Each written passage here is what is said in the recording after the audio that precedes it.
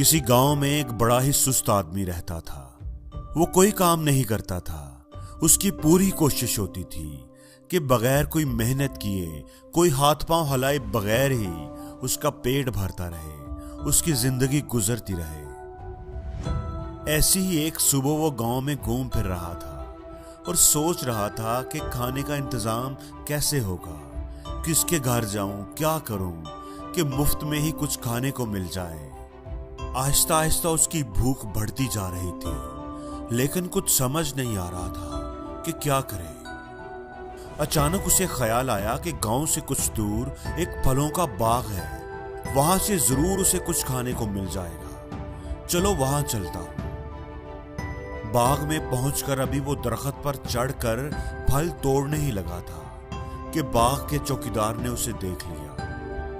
پکڑے جانے کے ڈر کی وجہ سے وہ تیز تیز بھاگنے لگا اور چھپنے کے لیے ایک گھنے جنگل میں گھس گیا۔ جنگل میں سے گزرتے ہوئے اس نے ایک بوڑھے بھیڑیے کو دیکھا جس کی پچھلی دونوں ٹانگیں کٹی ہوئی تھی۔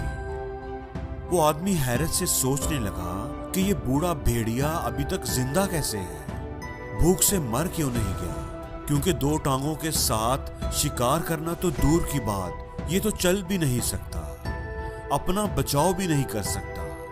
جنگل میں تو اس کی جان کو بھی خطرہ ہے، اتنے خطرناک جانور ہیں جو ایک منٹ میں اس کو چیڑ پھاڑ کر سکتے ہیں، لیکن یہ تو آرام سے ادھر ادھر رینگ رہا ہے۔ ابھی وہ یہی سوچ رہا تھا کہ دور سے اسے ایک شیر اس طرف آتا دکھائی دیا۔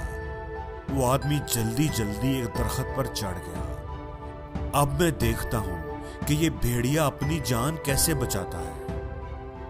اب بھیڑیا چونکہ کہیں بھاگ نہیں سکتا تھا، اس لیے وہ اپنی جگہ پر ہی بیٹھا رہا۔ شیر آہستہ آہستہ اس کے قریب آتا جا رہا تھا۔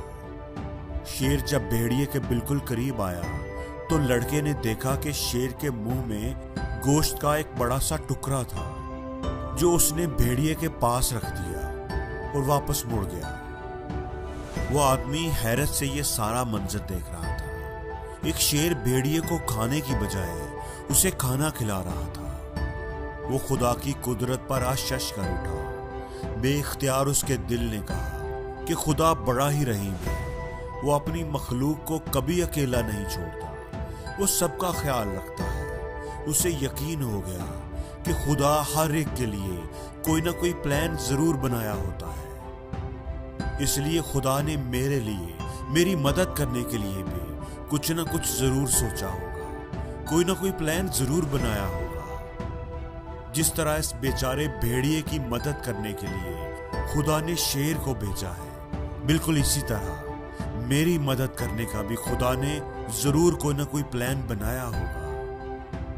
وہ خوشی خوشی جنگل سے باہر نکلا اور ایک اونچے ٹیلے پر چڑھ کر بیٹھ گیا، خدا کی مدد کا انتظار کرنے لگا۔ وہ کئی گھنٹوں تک انتظار کرتا رہا۔ صبح سے شام ہو گئی لیکن کوئی اس کی مدد کو نہ آیا۔ وہ پھر بھی صبر سے انتظار کرتا رہا۔ پورا دن گزر گیا۔ وہ بھوکا پیاسا انتظار کرتا رہا۔ اسے امید تھی کہ خدا کسی نہ کسی کو ضرور بھیجے گا۔ اب اسے وہاں بیٹھے بیٹھے 2 دن ہو چکے تھے۔ بھوک پیاس سے اس کا برا حال ہو گیا تھا۔ آخر وہ اٹھا اور خوراک کی تلاش میں نکل پڑا کہ کہیں سے کچھ کھانے کو ڈھونڈے، ایسے تو وہ مر جائے گا۔ راستے میں اسے ایک بوڑھا آدمی ملا جو بڑا عقل مند دکھائی دیتا تھا۔ اس آدمی نے بوڑھے کو ساری بات بتائی اور پوچھا کہ خدا نے اس بھیڑیے پر تو رحم کھایا، اس کی تو مدد کی، لیکن خدا کو میرا خیال کیوں نہیں آیا؟ اس نے میری مدد کرنے کے لیے کسی کو کیوں نہیں بھیجا؟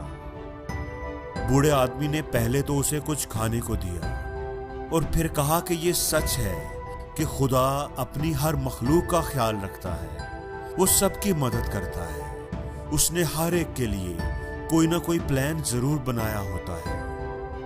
تم بھی اس کے پلان میں شامل ہو، لیکن تم خدا کے اشارے کو سمجھ نہیں پائے۔ خدا چاہتا ہے، وہ تم کو اشارہ دے رہا ہے کہ تم شیر کی طرح بنو، نہ کہ بھیڑیے کی طرح۔ دوسروں کو کھانا کھلانے والا بنو، دوسروں کی مدد کرنے والا بنو۔ زندگی میں ہم بھی بعض دفعہ خدا کے اشاروں کو سمجھ نہیں پاتے اور ان کا غلط مطلب نکال لیتے ہیں۔ خدا نے ہمیں ہمت دی ہوتی ہے، طاقت دی ہوتی ہے، صلاحیتیں دی ہوتی ہیں۔ خدا ہر روز ہمیں ایک نئی زندگی دیتا ہے، نئی امید دیتا ہے۔ وہ چاہتا ہے کہ ہم کچھ کریں، کچھ کر کے دکھائیں۔ اس نے ہمیں کسی مقصد، کسی پرپس کے لیے بنایا ہے۔ وہ ہم سے کوئی کام لینا چاہتا ہے۔